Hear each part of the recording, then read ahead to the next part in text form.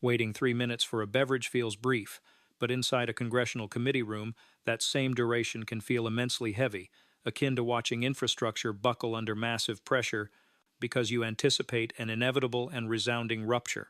Let us pause and reflect before proceeding. If an individual entrusted with safeguarding justice utilizes their position to obscure critical records, does that constitute routine management or deliberate interference?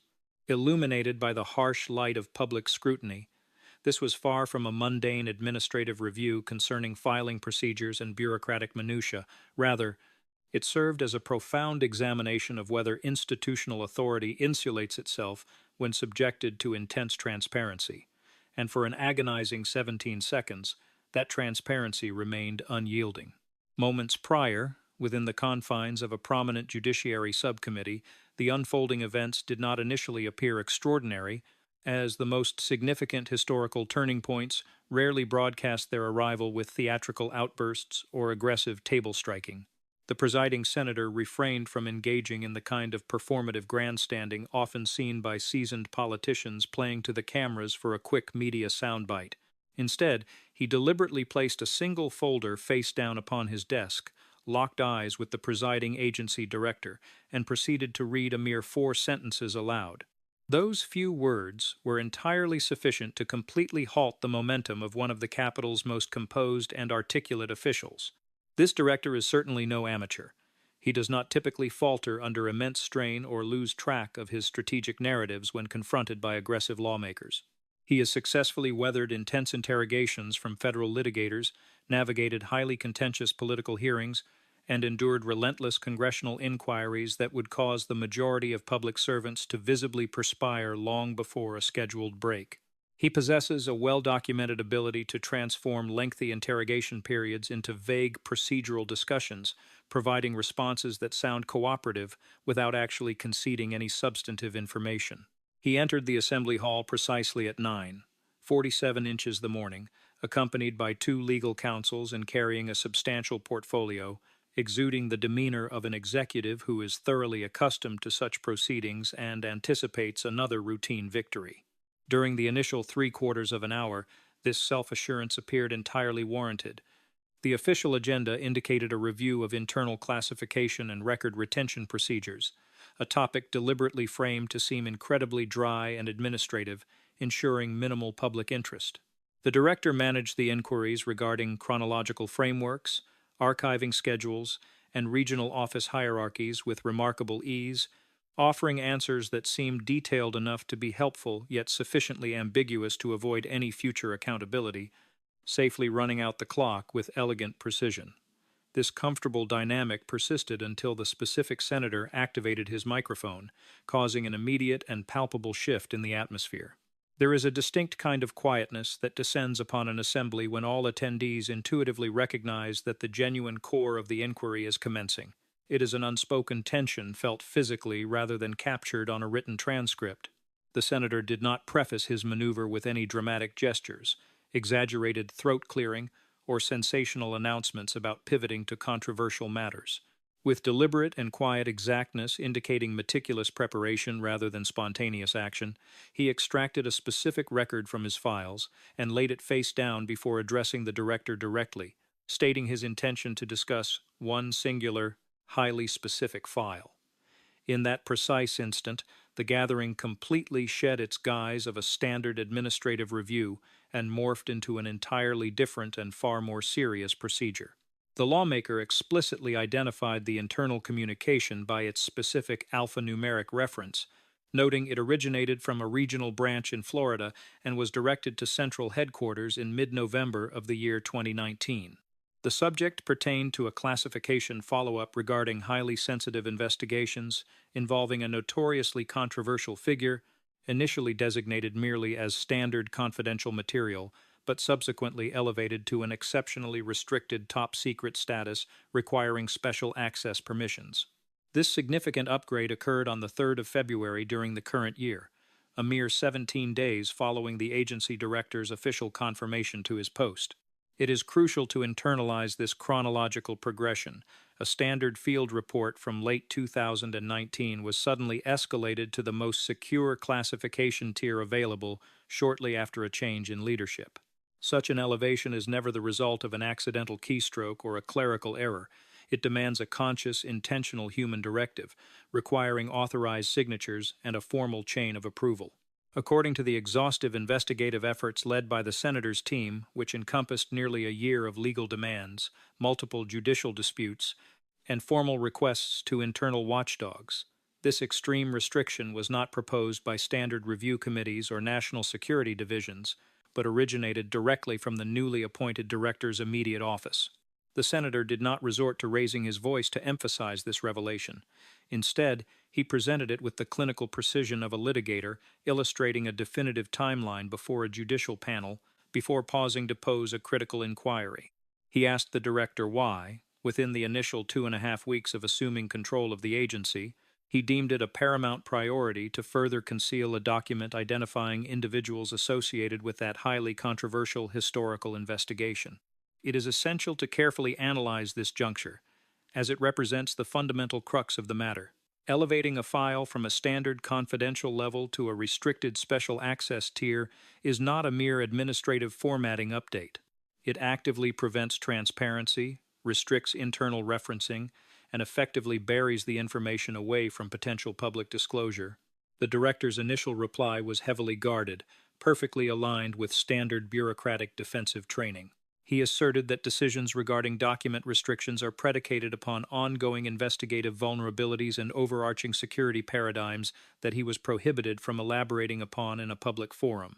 Superficially, this explanation projects an image of responsible stewardship, seemingly designed to safeguard sensitive operations and intelligence assets. However, the inquiring lawmaker remained unsatisfied and refused to allow this vague justification to settle. He proceeded to introduce a secondary piece of evidence, one already situated within the public domain and formally entered into the judicial records of a federal court in Florida during 2020. This item was a formally sworn statement provided by a former staff member who had been employed at the controversial figure's residential estate for 3 years. Reading verbatim from the sworn testimony, the senator recited the employee's observations of their former employer hosting gatherings on dozens of distinct occasions, noting that frequently these events involved incredibly young attendees who appeared to be minors. The witness recounted observing these vulnerable individuals being introduced to various associates of the estate's owner. At this critical juncture, the senator paused just long enough to allow the gravity of the impending revelation to fully resonate, before stating that among those recognized associates was a former high-ranking national executive. This pronouncement did not trigger loud outbursts or dramatic gasps throughout the room, because the true impact of this disclosure resided in the profound and heavy silence it generated. While fragments of this testimony had previously circulated in obscure legal filings, having it clearly and formally articulated on the permanent record by a prominent legislator within a federal oversight setting fundamentally altered its significance. The agency director did not exhibit visible astonishment. He is not a man easily rattled, but his features displayed a subtle, compressed tension characteristic of an individual rapidly formulating strategic calculations. The senator then explicitly linked the pieces of evidence together, noting that this specific sworn deposition had been in the agency's possession since 2020, residing within the exact same investigative database and related file structure as the internal communication that had been drastically restricted just 17 days into the director's new term. At this point, the core inquiry became razor-sharp. The senator directly asked the director if, at the exact moment he authorized the extreme restriction of that specific file, he was cognizant that the broader investigative portfolio contained formally sworn testimony, identifying a highly prominent former leader as a witness to potentially illicit activities at that notorious estate. This query transcended mundane administrative protocols. It was not a question about filing conventions. It was a definitive, binary question offering no safe rhetorical escape route. If the director admitted to possessing this knowledge, the restriction of the document could no longer be dismissed as neutral bureaucratic housekeeping. It would instantly transform into a calculated maneuver executed with the explicit awareness that the files implicated an immensely powerful political figure. Conversely, if he denied any such knowledge, He would either be confessing to blindly authorizing extreme security upgrades without reviewing the underlying material, a profoundly negligent act, or he would be risking severe future consequences if internal emails eventually proved he was indeed aware. There was simply no advantageous response available, a reality that permeated the assembly hall instantly. It was at this moment that an oppressive silence descended, stretching for an agonizing 17 seconds. This was not a brief, polite hesitation while gathering one's thoughts. It was 17 seconds of the director seated rigidly, his mouth slightly open, one hand pressed firmly onto the desk, with visible tension. Beside him, one legal counsel uncomfortably adjusted his posture while the other became entirely frozen, demonstrating the instinctual reaction of professionals who understand that any sudden movement or sound might further exacerbate a perilous situation. 17 seconds is a duration sufficiently long to acutely perceive the sound of your own heartbeat. The fundamental importance of this scenario is rooted in moral consequence, not merely political maneuvering. This historical investigation is not a theoretical dispute. It involves grave allegations concerning the profound exploitation of deeply vulnerable young women. When evidence pertaining to such profound harm is deliberately obscured, the repercussions are highly tangible, directly dictating whether society will ever attain a comprehensive understanding of institutional knowledge and systemic failures. This issue supersedes the potential embarrassment of elite figures. It fundamentally questions whether the principles of transparency are malleable when significant influence is involved. If transparency does indeed yield to power, one must rigorously interrogate the true purpose of the federal classification apparatus. When the director eventually broke the silence, his tone was significantly more subdued than at any prior point during the proceedings. He quietly asserted that internal communications originating from his office are protected under the doctrine of deliberative process, effectively refusing to address the core inquiry within that specific forum. It is critical to analyze what was omitted from his response. He provided neither a confirmation nor a denial. By retreating behind the legal shield of deliberative privilege, a mechanism intended to safeguard preliminary policy discussions from public disclosure, he completely circumvented the profound moral and ethical question presented to him. The senator, maintaining a remarkably clinical and unruffled demeanor, methodically summarized the established facts. He reiterated that an agency file connected to testimony involving a prominent former executive was elevated to the highest possible restriction level merely 17 days following the director's appointment. Furthermore, an internal directive pushing for the accelerated review and restriction of files mentioning senior governmental officials had been circulated a mere 48 hours prior to that specific document's upgrade. Yet, when confronted directly regarding his personal awareness of these contents prior to authorizing the restriction, the director strategically declined to provide clarity. This sequence of events was not performative drama. It was an exercise in chronological reality, and strict chronologies remain impervious to partisan spin. Reflecting upon the intense atmosphere of that room and those prolonged seconds of silence, a fundamental question emerges. If judicial principles are supposedly applied with strict equality, why does the bureaucratic apparatus often mobilize with far greater speed to obscure information than to illuminate reality? If security restrictions are genuinely implemented solely to mitigate legitimate national defense risks, what possible justification exists for prioritizing the concealment of a document linked to a notorious exploitation ring within the first 3 weeks of a new administration?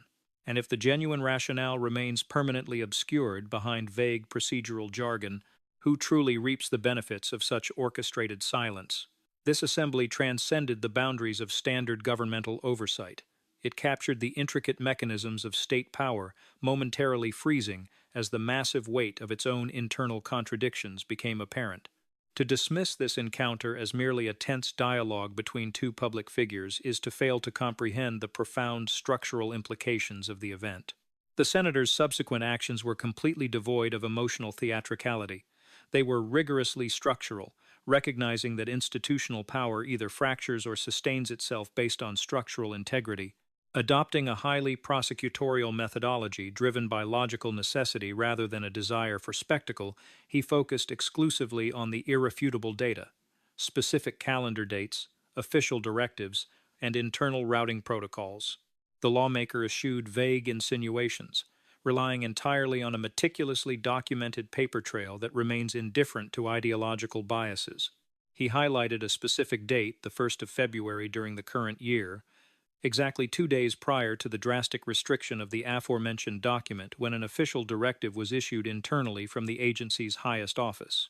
This directive explicitly recommended that all materials within the controversial investigative portfolio containing references to current or former high-ranking government officials be immediately subjected to an upgraded security review. The internal memo stressed that this process must be executed with extreme expediency, prioritizing any files that mentioned principal figures of the current political establishment and their prior associations. The terminology utilized within this directive was extraordinarily precise. It did not mandate a review to ensure factual accuracy or to corroborate witness testimonies, but explicitly commanded an accelerated review specifically aimed at elevating classification levels. Superimposing this directive over the established timeline creates a compelling narrative. In late 2019, a regional office documented individuals associated with the notorious estate. By 2020, sworn judicial testimony formally identified a highly prominent leader among those present when vulnerable minors were reportedly introduced. Then, in early February of the current year, the newly established executive office mandated the swift restriction of files naming senior officials, resulting in the immediate top-secret classification of the related document just 2 days later. This sequence of events transcends mere conspiracy theorizing. It is a matter of straightforward chronological arithmetic. When calendar dates align with such precise sequence, they strongly suggest directional intent rather than random coincidence. In any standard legal proceeding, presenting such a tightly woven timeline eliminates the need for aggressive rhetoric. One simply asks the adjudicators whether random chance is a more plausible explanation than deliberate orchestration. The senator refrained from explicitly utilizing the term intent, allowing the undeniable inference to manifest independently. The extreme document restriction did not transpire after years of careful leadership or following extensive organizational audits. It was executed a mere 17 days into the new director's term. Such a brief period is scarcely adequate for a new executive to familiarize themselves with basic logistical layouts of their headquarters, let alone to conceptualize and implement a comprehensive overhaul of sophisticated intelligence protection protocols. Nevertheless, one of the most immediate and consequential directives issued regarding this highly sensitive historical case was to drastically reduce the accessibility of a specific implicating file. If an incoming agency leader inherits a deeply troubling investigation that has already severely damaged societal confidence, the expected ethical instinct should naturally orient toward fostering transparency rather than reinforcing opaqueness. The senator continued his methodical inquiry, directing focus toward the bureaucratic chain of authorization. Elevating a document to the most severe restriction tier is a complex procedure that necessitates explicit approval from an individual possessing significant clearance, leaving an indelible digital footprint throughout the internal routing system. The lawmaker articulated that independent investigative efforts had successfully traced this specific authorization pathway, discovering that the mandate for restriction was initiated directly by the highest executive office. This action completely bypassed standard classification committees and specialized national security divisions. This detail is of paramount importance because it firmly concentrates responsibility at the absolute pinnacle of the organizational hierarchy, entirely precluding the defense that an anonymous, mid-level technician made an independent, localized error. When directives originate from the very top, leaders forfeit the ability to seek refuge behind vague institutional complexities. The agency director attempted to pivot the narrative back to standard procedural justifications, reiterating the necessity of protecting sensitive law enforcement strategies and overriding national security imperatives. Such terminology is undeniably potent, appealing directly to the universal instinct for caution and the recognized need to shield vital intelligence networks and ongoing operations from compromise. However, the senator had already fundamentally dismantled this defensive posture by introducing the internal directive from early February into the public record. This crucial memo did not justify the accelerated review by citing a specific, actionable threat to the nation's security. Rather, it explicitly cited the current political environment and the profound sensitivities associated with the prominent individuals named within the files. Such justifications are entirely disconnected from the protection of covert operatives or the safeguarding of international communication intercepts. They are fundamentally concerned with managing public perception, mitigating political fallout, and navigating a highly volatile social climate. This leads to an incredibly straightforward but profound inquiry. At what point did protecting political reputations become a legally valid justification for classifying federal documents? The entire federal secrecy apparatus was theoretically constructed to defend the nation's safety, not to insulate powerful individuals from public scrutiny. The classification framework is designed to conceal intelligence methodologies, not to function as a sophisticated risk management service for political elites facing potential embarrassment. If the executive leadership specifically targeted documents mentioning prominent figures for rapid restriction due to the prevailing political atmosphere, then the entire security apparatus ceases to be an objective, neutral system. It transforms into a highly strategic and reactive tool optimized for shielding the powerful. This dynamic brings the underlying moral conflict into sharp relief. On one side of the equation are the deeply vulnerable individuals who became ensnared in a notorious exploitation network whose harrowing experiences were carefully documented and sworn to under penalty of perjury. Conversely, on the other side sit exceptionally powerful figures, including former heads of state and principal political operatives. If the bureaucratic machinery consistently demonstrates a bias toward insulating the latter group from reputational damage, one must critically evaluate what this indicates regarding whose well-being the system genuinely values. It is vital to note that the lawmaker did not explicitly allege that the prominent former executive had engaged in illicit activities, nor did he formally accuse the agency director of committing a statutory crime during the session. Instead, he executed a far more formidable maneuver. He meticulously arranged verified facts into a cohesive sequence that inescapably forced the issue of underlying motives into the public consciousness. When the director was explicitly questioned about his prior knowledge regarding the contents of the suppressed file, his refusal to answer was not accompanied by dramatic outrage or the invocation of constitutional protections against self-incrimination. Rather, he strategically retreated behind the doctrine of deliberative process privilege, a bureaucratic shield designed to keep preliminary policy debates confidential. This introduces a glaring internal inconsistency. If the director was genuinely ignorant of the file's contents when he mandated its extreme restriction, he essentially admits to blindly elevating a document to the highest security tier without comprehending its actual significance, an action that heavily implies either gross administrative negligence or inappropriate delegation of immense authority. Alternatively, if he was fully aware of the contents, then his directive is inextricably linked to the conscious knowledge that the records implicated a highly influential political figure. From a strictly logical perspective, there is no comfortable middle ground available.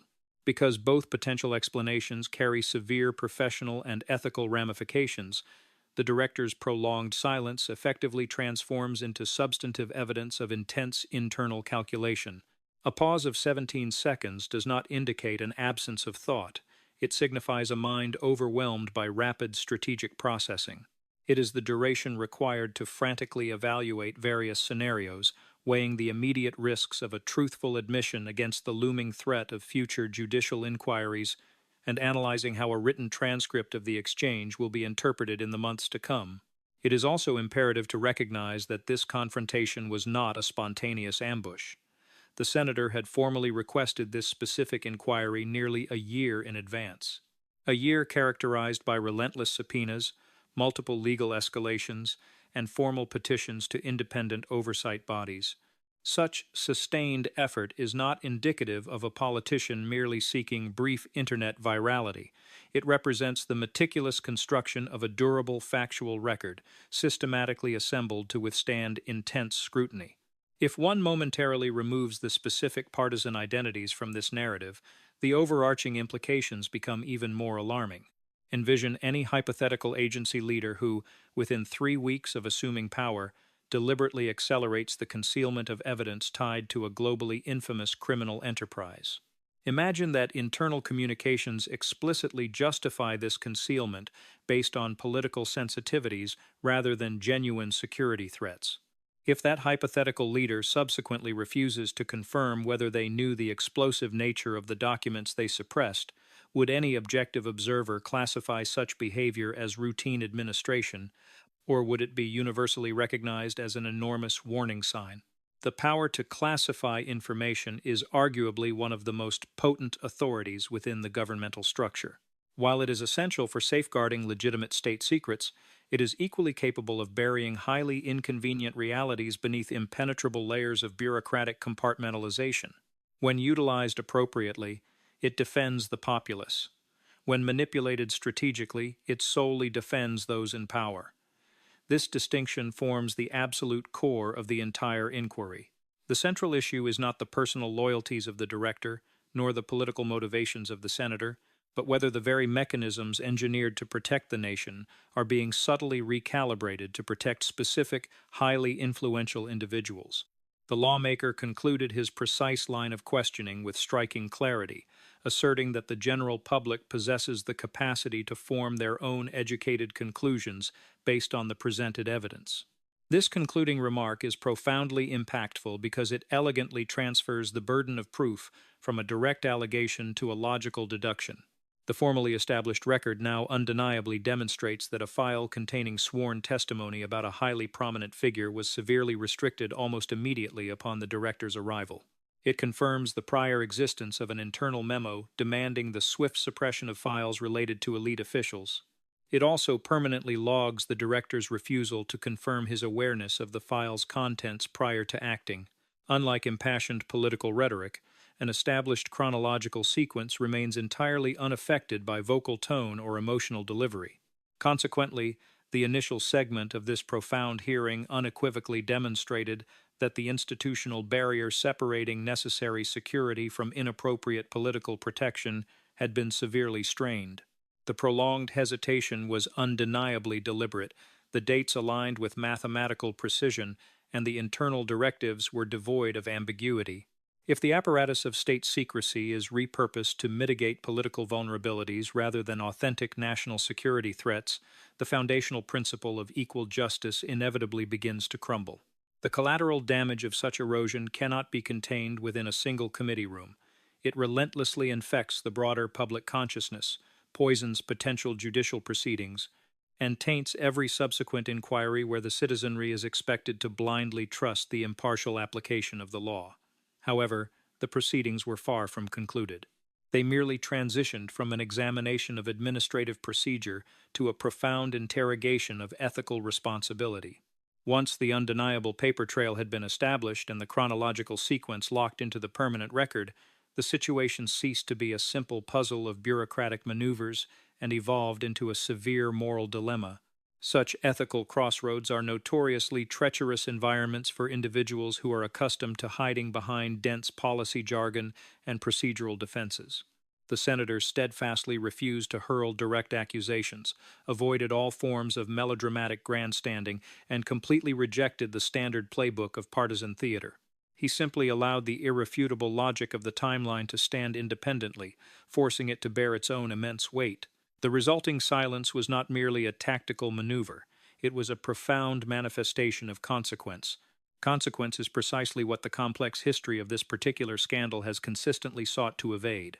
Adopting a rigorously prosecutorial perspective is now necessary, as these facts warrant the same level of grave consideration that the judicial system applies when fundamental liberties are at stake. The extensive investigative files concerning this infamous network do not consist of theoretical musings or unsubstantiated tabloid gossip. They comprise a massive, concrete archive of formal witness interviews, legally binding depositions, internal field reports, and meticulous documentation gathered meticulously over a span of many years.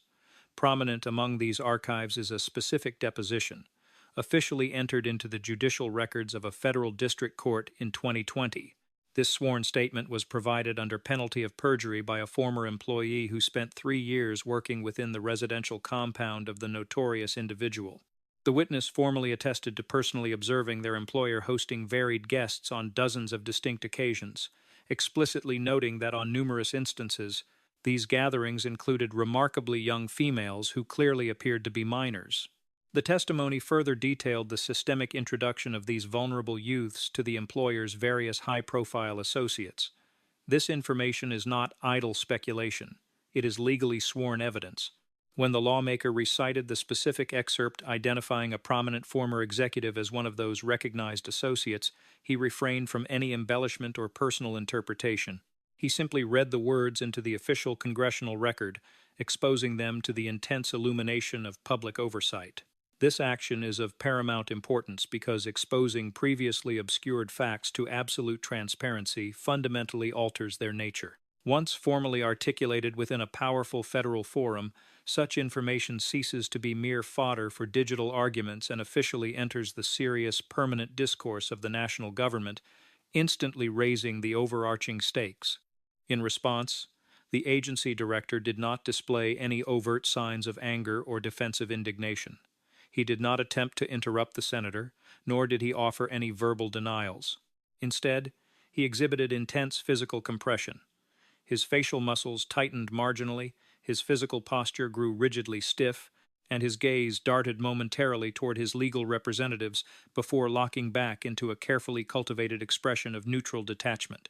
Another agonizing pause of 17 seconds ensued when he was pressed to confirm whether he possessed prior knowledge of the document's explosive contents.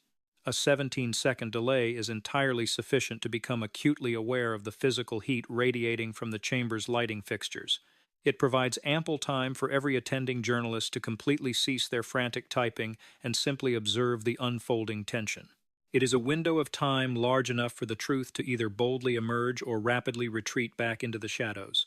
Ultimately, what surfaced was not an illuminating truth, but a heavily fortified procedural evasion.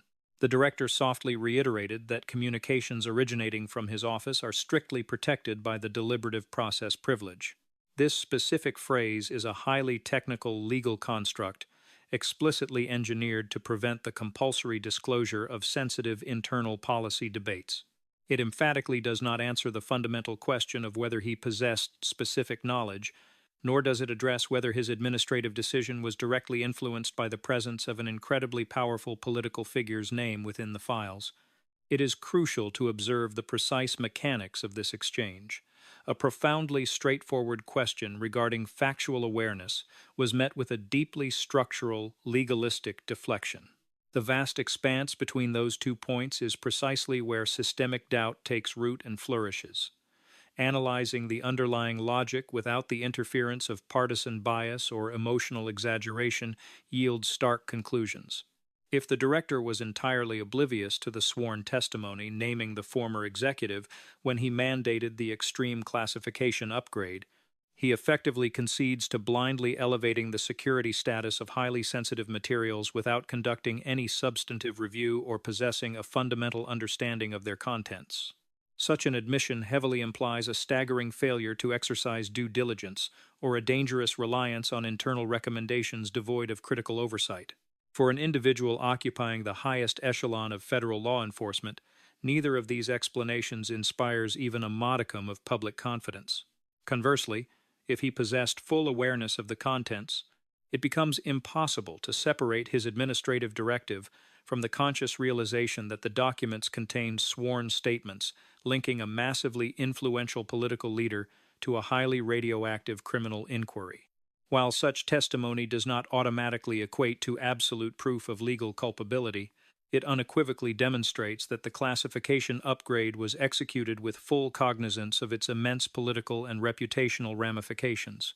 Whenever the mechanisms of state secrecy intersect with profound political consequences, the underlying motivations governing those decisions immediately become a necessary and valid target for intense public scrutiny. The senator did not need to hurl direct accusations of statutory criminality at the director to successfully highlight this immense structural tension. By simply posing the unanswerable question, he brilliantly exposed whether the fundamental principles of transparency inevitably buckle when subjected to the gravity of immense political power.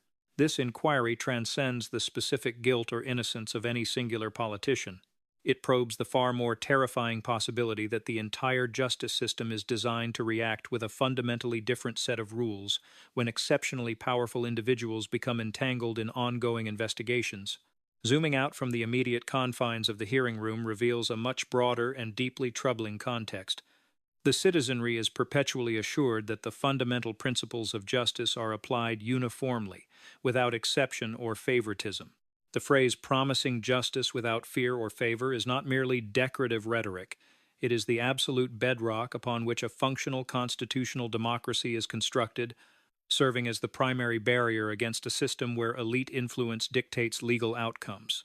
Consequently, when highly sensitive records pertaining to a globally notorious exploitation case are drastically restricted just days into a new leadership regime, and when internal memoranda explicitly cite the prevailing political climate as justification, the sheer optics of the situation become incredibly damaging. Within the realm of federal law enforcement, public perception is never merely superficial. It is practically operational. If the populace begins to genuinely suspect that sophisticated classification frameworks are being weaponized to curate public relations rather than to neutralize genuine threats, public trust rapidly disintegrates. This erosion of faith begins subtly. It decays when citizens review official transcripts and find nothing but evasions and unanswered inquiries. It further deteriorates when they witness prolonged, agonizing silences and viscerally feel the immense gravity of the truths left unspoken. Ultimately, it collapses entirely when impenetrable bureaucratic jargon is consistently substituted for genuine, direct accountability. This ethical crisis forms the true foundation beneath the intricate legal maneuvering. On one end of the spectrum are the victims who provided sworn accounts of the horrific realities they observed within that notorious network, some of whom were children at the time, describing environments purposefully designed to exploit their extreme vulnerability. Occupying the opposite end are immensely powerful individuals, including former national leaders and elite political operatives, whose mere association carries massive social and political weight. If the bureaucratic machinery consistently accelerates its processes to insulate the latter group while neglecting to illuminate the suffering of the former, the resultant message is undeniably clear. It aggressively broadcasts the cynical reality that proximity to ultimate power fundamentally alters the velocity and availability of truth, deeply corroding the foundational societal belief in impartial justice. The lawmaker concluded this intense segment of his interrogation by unequivocally stating that his committee would relentlessly pursue its investigation into why critical files on the verge of public release were suddenly and aggressively suppressed. He refrained from premature declarations of victory or definitive claims of absolute corruption. Instead, he elegantly framed the core conflict as a fundamental battle between systemic protectionism and genuine accountability. The lingering, highly unsettling question remains, exactly who is being protected? This inquiry permeates the entire situation like a low-frequency hum, impossible to ignore. The bureaucratic classification apparatus does not operate autonomously. It is driven by human actors who inherently inject their own judgments, contextual understandings, and personal priorities into every decision. The directive issued in early February explicitly highlighted the sensitivities of the current political environment. This prompts a deeply necessary consideration. If a formal record implicates a highly prominent official in a manner that guarantees massive political turbulence, should the institution's primary reflex be to immediately bury the document behind severe security clearances, or should it instead focus on verifying the information's accuracy while permitting lawful and necessary transparency to run its natural course? The power to classify intelligence was never intended to function as a taxpayer-funded crisis management firm. Its sole legitimate purpose is the rigorous protection of critical defense data, the preservation of covert human intelligence networks, and the maintenance of operational security during sensitive missions. It is unequivocally not designed to mitigate the personal embarrassment of elites. If it devolves into a tool for reputation management, the entire system completely fails its intended mandate. Ironically, the current agency director had painstakingly constructed his public persona by aggressively criticizing alleged governmental cover-ups and publicly accusing powerful entities of manipulating systemic levers to protect themselves. He cultivated an image as a fearless challenger of deeply entrenched institutional secrecy. Yet, during this pivotal hearing, when directly confronted with concrete evidence indicating that his own office had rapidly executed a massive security upgrade on a highly explosive document, he steadfastly refused to clarify his own level of awareness. This stark contrast between his public posturing and his professional conduct is not merely a rhetorical inconsistency, it is a profound behavioral revelation. When subjected to intense scrutiny, an individual's behavior serves as the ultimate metric of their true credibility. This situation transcends petty partisan squabbling. It is a fundamental stress test of the structural integrity of the justice system. Does the leader of the nation's premier investigative body apply the exact same rigorous standards of transparency when incredibly powerful individuals are involved as he so loudly demands when criticizing his political opponents? Or does institutional caution and the instinct for suppression dramatically intensify in direct proportion to an individual's proximity to ultimate power? This narrative is far from reaching its conclusion. We currently exist in a state of suspension, where the massive machinery of the state has been confronted with a direct and devastating moral inquiry, and a truthful response has yet to materialize. If the principles of equal justice are to have any tangible meaning, administrative decisions regarding secrecy must be able to withstand intense public scrutiny, especially when they directly intersect with highly sensitive political figures. If the law is truly impartial, prolonged silence cannot be accepted as a valid substitute for necessary clarity. If accountability is genuine, abstract concepts like deliberative process must never be permitted to serve as impenetrable fortresses, protecting leaders from acknowledging whether they possessed critical knowledge prior to taking drastic actions. Consequently, an incredibly heavy question now dominates the discourse. When the government abruptly mobilizes to restrict access to evidence involving the exceptionally powerful, is this a genuine, neutral exercise of necessary caution? Or does it signify the subtle, insidious commencement of institutional self-preservation? This is not a matter for theatrical debate. It represents the precise boundary separating societal confidence from complete corrosive cynicism, and the final accounting of these events has not yet even begun. We must now transition to the most critical aspect of this analysis, one that cannot be casually dismissed as mere political maneuvering or highly choreographed partisan theater. The events that transpired within that committee room were not designed to generate fleeting media victories. They constituted a profound examination of whether the very architecture of legal accountability inevitably warps when subjected to the immense gravitational pull of elite political influence. In the Capitol, this type of gravity possesses a specific identity, deeply entrenched historical roots, incredibly vast networks, and casts an exceptionally long and chilling shadow. Therefore, it is imperative to speak with absolute precision, as strategic ambiguity is the primary fuel for bureaucratic evasion. This was decidedly not a routine administrative check-in regarding benign filing protocols. It was a pivotal moment where the fundamental integrity of the federal classification framework was effectively placed on trial. Merely 17 days after assuming control of the agency, the director officially mandated the severe restriction of a file intimately linked to a notoriously horrific investigation. Exactly 48 hours prior to this aggressive action, a directive from his immediate executive office urged the incredibly rapid review and suppression of files mentioning elite government personnel, explicitly citing the volatile nature of the political climate. When directly and repeatedly questioned regarding his awareness that the suppressed files contained sworn testimony naming a highly prominent former leader, the director steadfastly refused to provide an answer, enduring 2 agonizingly prolonged periods of silence. These are not subjective interpretations or biased opinions. They are immutable facts anchored by highly specific timestamps. If this scenario were presented before a grand jury, the adjudicators would be explicitly instructed to carefully evaluate the interwoven elements of underlying motive, available opportunity, and resulting action.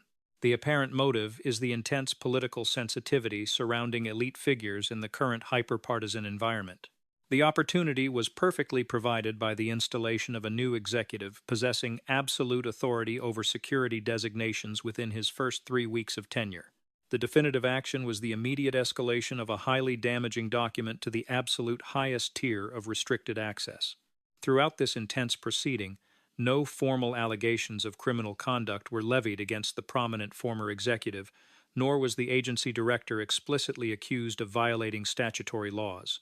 However, a far more deeply disturbing reality was unequivocally demonstrated. When the pursuit of transparency directly collides with the immense weight of concentrated power, The systemic apparatus predictably and consistently retreats into impenetrable darkness. It is precisely here that the profound moral tragedy must be confronted without flinching. This historical investigation is not a convenient political weapon to be wielded in partisan debates.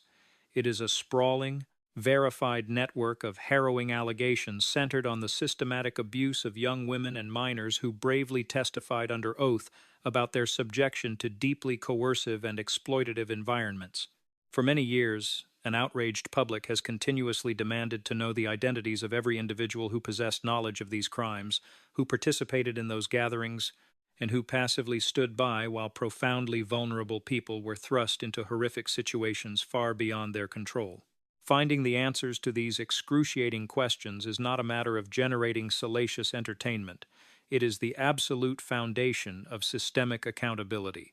Whenever documentary evidence connected to this agonizing history is suddenly buried beneath severe security restrictions, the negative impact is immediate and devastatingly real.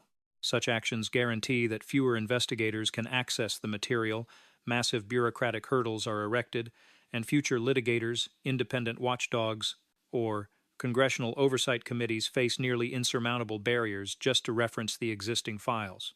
Furthermore, when the explicit justification for such extreme secrecy relies upon vague notions of political sensitivity, the overarching narrative completely shifts from protecting the nation to insulating the powerful from catastrophic reputational ruin.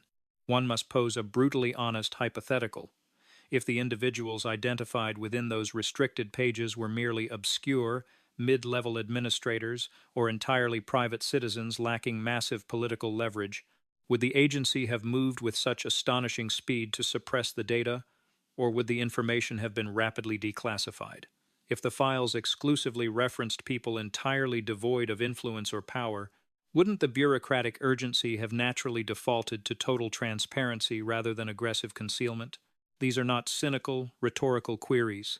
They are deeply structural evaluations, because the very concept of impartial justice cannot survive in an environment plagued by selective, weaponized opaqueness. The current director built his entire professional reputation by vehemently criticizing what he routinely characterized as massive institutional cover-ups, perpetually portraying himself as a relentless crusader against entrenched secrecy and the systemic manipulation of state power. Nevertheless, when granted a prime opportunity to clarify whether his own administration's swift actions were influenced by the explosive, high-profile nature of the testimony they suppressed, he actively chose the murky shelter of deliberative process over basic honesty. While such a deflection may technically avoid crossing the line into explicit illegality and might theoretically survive a narrow legal challenge regarding executive privilege, mere legality is never synonymous with true institutional legitimacy. It is entirely possible to strictly adhere to the intricate letter of internal regulations while simultaneously obliterating all remaining public faith in the true spirit of justice. This profound reality is exactly why this specific narrative completely transcends traditional partisan boundaries. While today the suppressed files may involve one particular political faction, tomorrow the exact same mechanisms of secrecy could easily be deployed to shield a rival politician, an elite cabinet member, a prominent senator, or absolutely anyone whose immense societal influence causes the bureaucratic machinery to hesitate and recalculate. The ultimate question is not about the specific identity of the individual currently being shielded. The far more terrifying question is why such an incredibly powerful protective mechanism exists in the first place. If sophisticated classification tools can be deployed with extreme aggression solely because politically explosive names appear in an investigative file, the entire incentive structure of federal law enforcement becomes horribly distorted. Legitimate, truth-seeking investigations devolve into elaborate reputational risk management exercises. The principle of transparency becomes entirely conditional, granted only when it does not threaten the elite. Consequently, the public's trust in its governing institutions becomes incredibly fragile and easily shattered. When the lawmaker solemnly promised that his committee would relentlessly continue to investigate exactly who was receiving this extraordinary protection and the underlying reasons why, he was not engaging in theatrical grandstanding. He was explicitly executing a fundamental constitutional duty. The legislative branch is mandated to aggressively oversee executive agencies for the precise reason that concentrated, unchecked authority invariably breeds dangerous imbalances, and systemic imbalances within the justice apparatus do not simply cause minor inconveniences for a democracy, they actively and aggressively destabilize its very foundation. The citizenry does not require dramatic political spectacles. It desperately requires logical coherence and absolute assurance. The public must have unwavering confidence that when massive federal agencies utilize their classification powers, the underlying criteria are strictly limited to defending national security, not mitigating catastrophic political fallout for elites. They must know with absolute certainty that prolonged silence within a congressional hearing cannot ever be accepted as a legitimate substitute for transparent, ethical governance. A span of 17 seconds might seem inconsequential in daily life, but within the heavy atmosphere of that committee chamber, it felt as though time itself was agonizingly suspended. Those specific seconds were dense with rapid internal calculations, intense professional risk assessments, frantic legal evaluations, and deeply ingrained institutional defense mechanisms. However, those prolonged pauses contained absolutely no clarity, and clarity remains the solitary currency capable of purchasing enduring public credibility. Let us summarize the situation with unvarnished honesty. If the law is truly applied with total equality, then it must apply with identical force even when the evidentiary files explicitly implicate an incredibly powerful former leader. If the foundational principles of justice are genuinely impartial, then administrative decisions regarding state secrecy must be fully capable of withstanding intense public interrogation without instantly collapsing into a pathetic fog of vague procedural excuses. If the system is truly blind, then an individual's immense proximity to absolute power must never serve as a catalyst for accelerating the concealment of truth. Therefore, the central, unshakable inquiry remains. Who truly benefits when an agency rushes to elevate a document linked to a horrific global scandal to the highest possible security tier a mere 17 days into a new leadership regime? Does this extreme secrecy benefit the numerous victims desperately searching for historical truth? Does it assist the dedicated investigators striving for definitive clarity?